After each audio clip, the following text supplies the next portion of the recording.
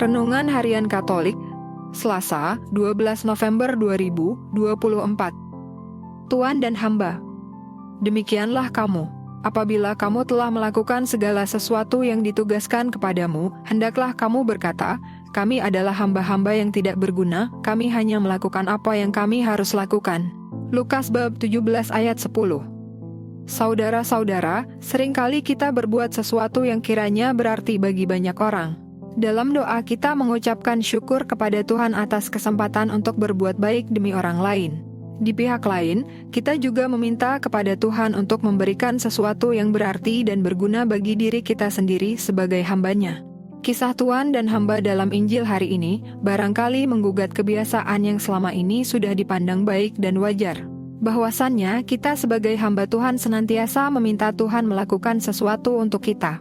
Betapa susahnya untuk menghayati nasihat Injil hari ini. Yesus mengajar kita untuk mampu berkata, apabila kamu telah melakukan segala sesuatu yang ditugaskan kepadamu, hendaklah kamu berkata, kami adalah hamba-hamba yang tidak berguna. Kami hanya melakukan apa yang kami harus lakukan.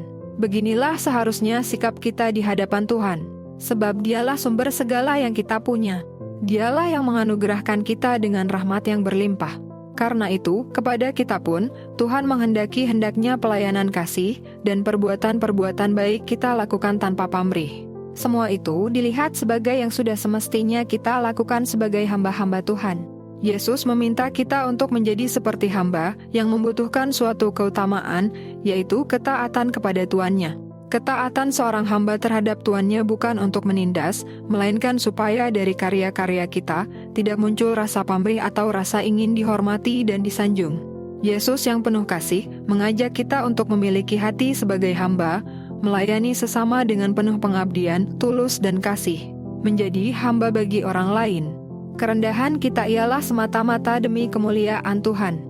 Sebagai hamba Tuhan, sering kita lupa akan hal itu dan malah merasa diri menjadi lebih bos daripada bos kita, yaitu Tuhan.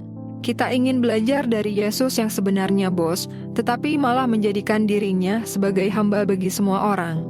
Saatnya kita mengubah cara pandang kita selama ini. Kita adalah hamba Tuhan, Tuhanlah yang kita layani dan Tuhan hadir dalam diri orang-orang di sekitar kita.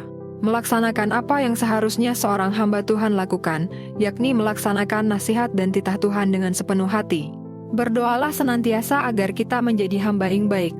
Yesus mengajak kita menjadikan semangat hamba sebagai pedoman dalam bekerja. Kita perlu bekerja dengan sungguh-sungguh dan penuh semangat, karena memang seharusnya demikian. Ketika hasilnya menjadi hebat dan luar biasa, kita tidak perlu berteriak-teriak bahwa itu hasil pekerjaan kita. Bersama Yesus kita menyatakan, kami adalah hamba-hamba yang tidak berguna, kami hanya melakukan apa yang kami harus lakukan. Hari ini gereja memperingati Santo Yosafat Kunzowicz, uskup dan martir Rusia yang membela persatuan gereja terhadap kelompok skismatik yang memisahkan diri dari gereja dan berniat menganiaya pengikutnya. Agar korban tidak berjatuhan lebih banyak, Yosafat dengan berani tampil ke depan dan mengatakan, aku inilah yang kamu cari, mengapa membunuh pelayan-pelayanku yang tak bersalah ini? Yosafat kemudian dibunuh dan jenazahnya dibuang di sungai Dvina. Keyakinan, ketaatan, dan kesiapsediaan untuk melakukan hal yang baik adalah jaminannya. Kita membutuhkan kehadiran dan keteladanan dari orang-orang yang mau menjadi hamba kebaikan, yakni mereka yang mau taat dan siap melakukan kebaikan demi kebaikan itu sendiri. Bapa yang Maha Baik, mampukanlah kami untuk mengisi setiap hari dalam hidup kami dengan perbuatan-perbuatan baik kepada sesama. Selamat beraktivitas. Semoga semuanya lancar, sukses, serta selamat. Tuhan memberkati.